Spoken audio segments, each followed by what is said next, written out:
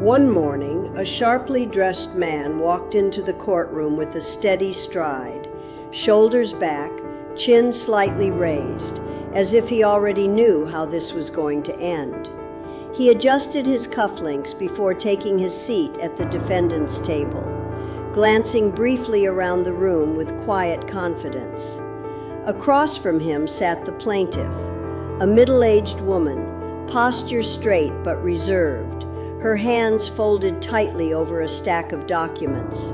She didn't look at him, not once. Judge Judy entered, took her seat, and opened the case file. "Let's go." The bailiff swore them in. The man answered clearly, voice strong. The woman's voice was softer but steady. Judge Judy looked up. "You're the plaintiff?" "Yes, Your Honor." "And you're suing for what?" $22,000, she replied.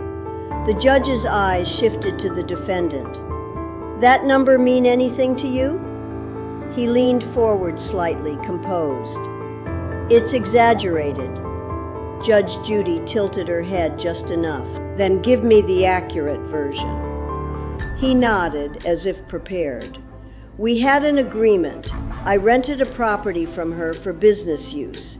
The business didn't work out, and she's trying to hold me responsible for losses that aren't mine." The woman finally looked up, her expression unchanged. "That's not what happened." Judge Judy held up a hand. "One at a time." She turned back to the man. "You rented a property. For what purpose?" "A small retail setup, electronics." "And the agreement?" 6 months with an option to extend. Judge Judy glanced at the file. "And you stayed how long?" He hesitated for the first time. 8 months. The judge didn't react immediately. 2 months beyond the agreement. He shrugged slightly. "We were negotiating extension terms." The woman shook her head quietly. "No, we weren't." Judge Judy's eyes moved to her. "Explain." "He stopped paying after month 4. The courtroom shifted slightly. Judge Judy looked back at the defendant. "You stopped paying rent halfway through your lease?" "That's not accurate," he replied quickly. "I made partial payments." The judge leaned back slightly. "Partial payments are not full payments." He nodded, still composed. "I was adjusting based on business performance." Judge Judy's eyebrow lifted slightly. "Your rent adjusts based on your success?" A faint ripple of reaction moved through the room. The man didn't flinch. "It was an understanding." The woman spoke, controlled but firm. "There was no such understanding." Judge Judy looked between them. "Do you have a written agreement?" The woman immediately handed over a document. Judge Judy scanned it quickly. "Fixed monthly rent, no clause for adjustment." She placed it down. "That seems clear." The defendant leaned forward again. "There were verbal discussions." Judge Judy didn't miss a beat. "Those don't override written contracts." Silence. She flipped another page. "And this claim, $22,000. She looked at the woman. "Break it down." "Unpaid rent, property damage, and removal of equipment that wasn't his." The defendant shook his head immediately. "That's completely false." Judge Judy's gaze returned to him. "Then we'll go through each part." She tapped the paper. "Unpaid rent first. 4 months?" The woman nodded. "Yes." The judge calculated briefly. "That accounts for a large portion of this claim." She looked at the defendant. "Do you dispute the number of missed months?" "I dispute the amount owed," he said, "because the business failed." Judge Judy leaned forward slightly. "That's not her problem." The words landed clean. The man's jaw tightened, but he didn't interrupt. Judge Judy continued. "You entered into a fixed agreement. You occupied the space. You didn't pay. She paused. That's not complicated. The confidence he walked in with was still there, but thinner now. She moved on. Property damage. The woman handed over photographs. The bailiff passed them to the judge. She studied them carefully. Broken shelving, damaged walls, wiring pulled out. Judge Judy looked up slowly. This doesn't happen on its own. The defendant leaned in slightly. That's normal wear and tear. Judge Judy's expression didn't change. No, it isn't. She held up one of the photos. This is deliberate removal. He hesitated. We had to take some installations. Judge Judy set the photo down. You mean you removed fixtures? They were part of the business setup. The woman spoke again. They were part of the property. Judge Judy looked at the agreement again. Any clause allowing removal? Silence. The man leaned back again, but the posture was different now. Less relaxed, more calculated. Judge Judy placed the photos down. And now the third part. She tapped the file. Equipment. The woman opened another folder, handing over receipts. These items were left in the space before he moved in. He agreed to use them and return them.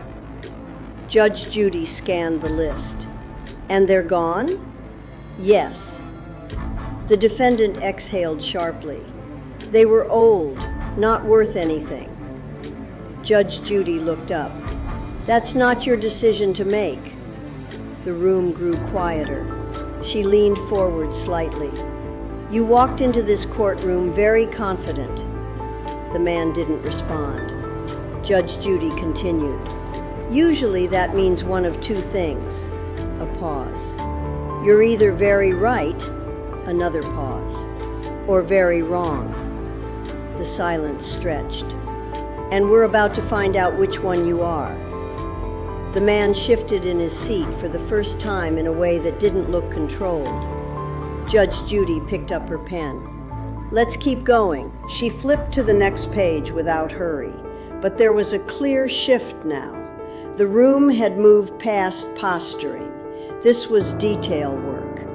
Utilities, she said.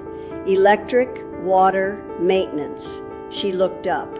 Were these included in your rent? The defendant nodded. Yes. The woman immediately responded. Only for the first 2 months. After that, he was responsible.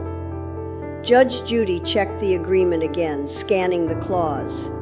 Utilities covered for 60 days, then transferred to tenant. She looked at the man. Did you transfer them? A pause. No. And did you pay them separately? Another pause. Not all of them. Judge Judy wrote something down. So, in addition to unpaid rent, you left unpaid utilities. He shifted again, tension creeping in. I planned to settle everything when the business picked up. The judge didn't look up. But it didn't. Silence. She continued writing. Let's talk about communication. She picked up a stack of printed messages. These are yours? The defendant glanced at them. Yes. Judge Judy read one aloud. I'll square everything next week. She flipped to another. Give me a little more time. Another. The funds are coming. She placed them down. These span over 3 months. The man leaned forward, trying to regain footing. I was trying to resolve it. Judge Judy looked at him directly. No, you were delaying it. That hit clean. He exhaled slowly, his confidence now clearly fractured. Judge Judy tapped the desk once. You stayed beyond your lease. You stopped paying. You didn't cover utilities. You removed fixtures. And now you're telling me the amount is exaggerated. He shook his head, weaker now. Some of it is. The judge leaned back slightly. Then let's narrow it down. She turned to the woman. Do you have proof of payment history? Yes. More documents passed forward. Judge Judy reviewed them quickly.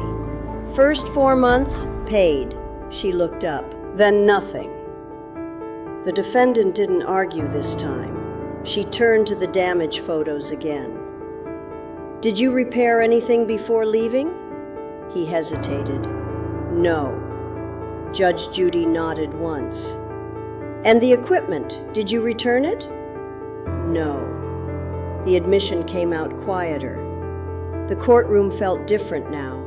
There was no more debate, just confirmation. Judge Judy placed all the papers neatly in front of her. All right, she folded her hands. This is no longer complicated. The man sat still, staring forward. You entered into a clear agreement. You violated that agreement in multiple ways. She pointed lightly toward the documents. Non-payment, property damage, removal of items. She paused. And then you walked in here and told me the claim was exaggerated. He swallowed, saying nothing. Judge Judy leaned forward slightly.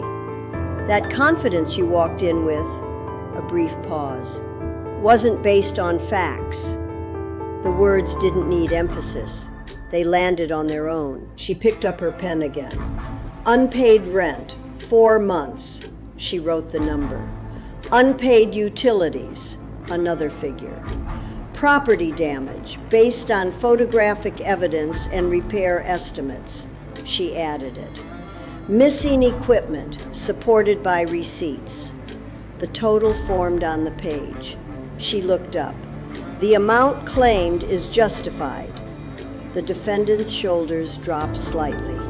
Not dramatically, just enough to show something had shifted internally. That's the judgment.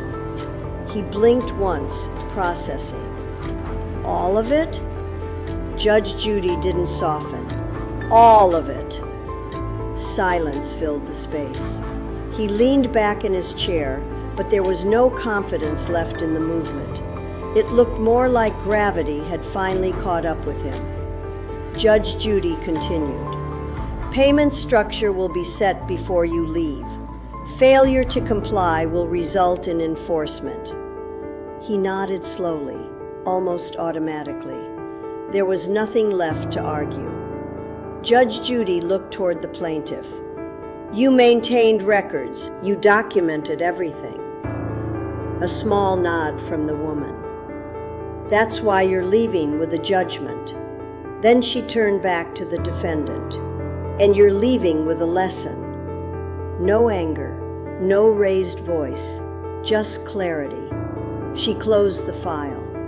This matter is decided. The gavel came down. The sound echoed briefly, then settled. The man didn't move right away. The woman gathered her documents calmly, stacking them the same way she had brought them in, controlled, organized. As she stood, she didn't look at him. Not out of avoidance, but because there was nothing left to see. Across from her, the defendant finally stood as well, slower this time. His posture had changed completely. The sharp edges of confidence were gone. He picked up his belongings, but without the earlier precision. As he turned toward the exit, he hesitated for a moment, just a moment, like he might say something. But there was nothing left that would change anything. He walked out. And the difference between how he entered and how he left didn't need to be explained to anyone in that room. The hallway outside the courtroom was quieter than he expected. No audience, no reactions. Just a long stretch of neutral space that didn't care how confident he had been 10 minutes ago. He stepped out, the door closing softly behind him. For a second, he just stood there, still, like his body hadn't caught up with what had just happened. In his hand, the folded judgment paper felt heavier than it should have. He looked down at it, then unfolded it again, eyes scanning the numbers like they might somehow rearrange themselves. They didn't. 22,000, clear, final, ordered. Footsteps approached from behind. The plaintiff walked past him without stopping, her pace steady, her attention forward. She didn't slow down, didn't glance in his direction. Not out of anger, out of completion. He turned slightly as she passed, like he might say something, but nothing came out. The moment had already moved past him. She continued down the hallway, disappearing around the corner. He looked back at the paper again. Inside the courtroom, he had answers, explanations, a version of events that felt structured, controlled. Out here, none of that held, because the judgment didn't follow his version. It followed the facts. He leaned back slightly against the wall, exhaling through his nose, slower this time. Not frustration, not disbelief, just the quiet realization that the confidence he carried in had been built on assumptions that didn't survive contact with evidence. A man nearby walked past, barely noticing him. The world hadn't paused for his loss. Inside, another case had already started. Voices rose faintly through the door. Another dispute, another set of claims, another person sitting exactly where he had just been. He folded the paper again, more carefully this time, and slipped it into his jacket. There was no dramatic reaction left, no argument, no comeback, just consequence. He pushed himself off the wall and started walking down the hallway, slower than before, his steps measured, not out of confidence now, but out of weight, each step carrying something different than when he arrived. Understanding, not complete, but enough. Behind him, the courtroom door opened briefly as someone else entered, then closed again. The system moved forward. It always did. And somewhere between the entrance and the exit of that room, something had shifted in a way that couldn't be undone. Because walking in confident is easy when you haven't yet been tested by what's real. Walking out is where the truth decides what stays with you. He stepped outside the building, the daylight hitting a little harsher than before. The noise of the street felt louder, sharper, like everything had been turned up just enough to make it impossible to ignore. Cars passed, people moved, conversations overlapped. Nothing had changed, except him. He paused near the steps, adjusting his jacket out of habit more than necessity. His hand brushed against the folded paper inside, and for a moment he considered taking it out again. He didn't. He already knew what it said. Across the street, life continued without hesitation. A couple laughed over something small. A delivery driver checked his phone. Someone argued briefly over parking, then moved on. Normal, uninterrupted. He took a few steps forward, then stopped again. Because now there was a different kind of question in front of him. Not what happened, that part was clear. But what came next? Back inside the courtroom, everything had been structured. Timelines, evidence, decisions. A system that forced clarity whether you were ready for it or not. Out here, there was no structure, just choices. He reached into his pocket and pulled out his phone, staring at the screen for a moment. No new messages, no missed calls. For once, there was no one waiting to argue, no one asking for explanations, no one to convince, because the decision had already been made. He locked the screen again. The first payment deadline would come quickly, then the next, and the next. A series of moments that wouldn't care how confident he used to feel, only whether he followed through. He exhaled slowly, then started walking again, this time without stopping. Not fast, not slow, just steady. Behind him, the courthouse stood exactly the same as it had when he walked in, solid, unmoved, unchanged by the outcome of any single case. But for him, it marked a line, before and after. Inside, his words had filled space. Outside, his actions would have to, because confidence can carry you into a courtroom, but it doesn't carry you out. What carries you out is whatever's left when the truth has already been decided. He reached the edge of the street and paused, waiting for the light to change. Cars moved past in a steady rhythm, indifferent, uninterrupted.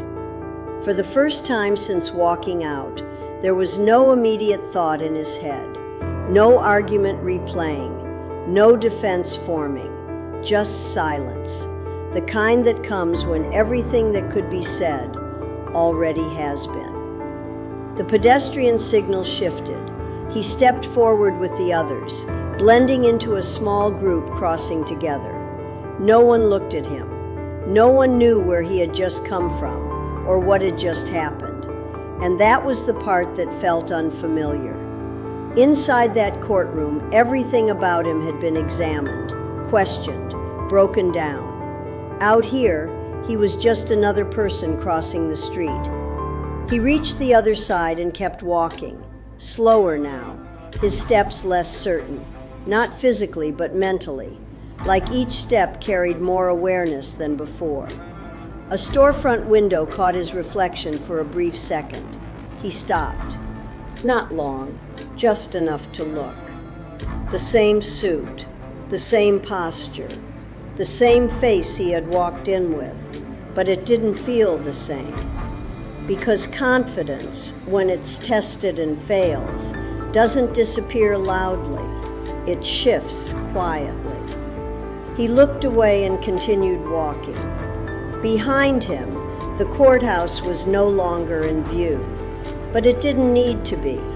The outcome was already with him, in his pocket, in his mind, in the way he now measured his next move. A notification buzzed in his pocket. He pulled out his phone. A banking alert.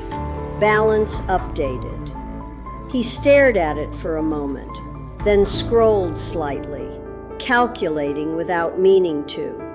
Numbers, deadlines, reality. No way around it. He locked the phone again and slipped it back into his pocket. There was no anger left, no denial, just a steady understanding that whatever came next wouldn't be argued, it would be managed. One step at a time. He walked past a row of shops, past people who had their own problems, their own stories, their own unseen moments of change. Because that's how it worked.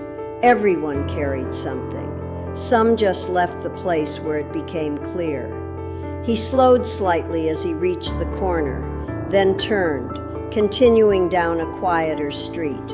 And with each step, the distance between who he thought he was when he walked in and who he actually had to be now became harder to ignore.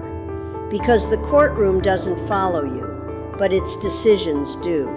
And long after the voices fade, after the papers are folded, after the door closes behind you, what remains isn't what you said, it's what you have to live with. The street grew quieter as he moved farther away, the noise of traffic fading into something distant and less defined.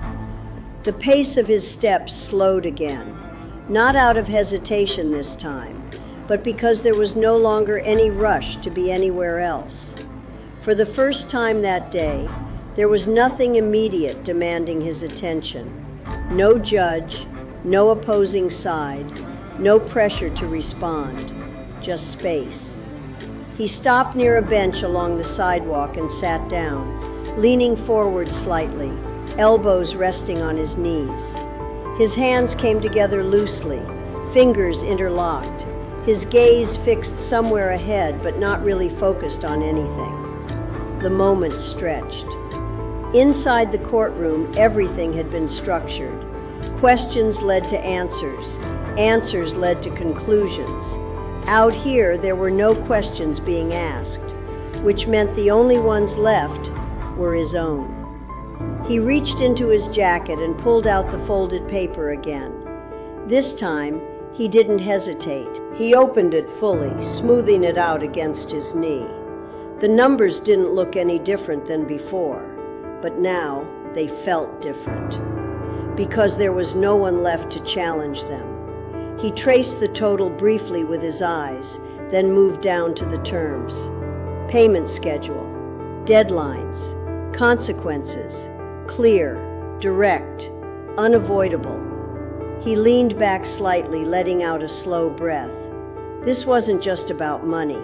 That part had been obvious inside the courtroom. But now, sitting alone, it became something else entirely. It was about every decision that had led here, every moment he chose to delay instead of resolve, every time he convinced himself it wasn't urgent, every assumption that it would somehow work out without being addressed. He folded the paper again, but more carefully this time, aligning the edges, pressing it flat before slipping it back into his pocket. Across the street, a man locked up a small shop, pulling the shutter down halfway before stepping back to check it. Simple, routine, done properly the first time, no shortcuts.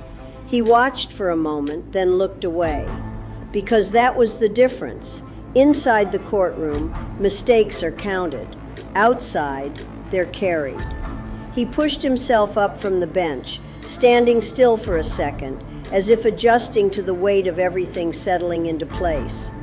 There was no dramatic shift, no sudden clarity that solved everything, just a quiet, steady understanding. He had walked in thinking he could manage the situation. He walked out knowing he had to face it, fully, without adjustment, without delay. He took a step forward, then another. This time, not trying to move past what happened, but moving with it, because there was no leaving it behind, only dealing with it, one decision at a time, one payment at a time, one action at a time. And somewhere along that quiet stretch of sidewalk, the confidence he walked in with didn't return. But something else started to take its place. Not stronger, not louder, just more real. The kind that doesn't rely on what you think will happen, but on what you're willing to do after it already has.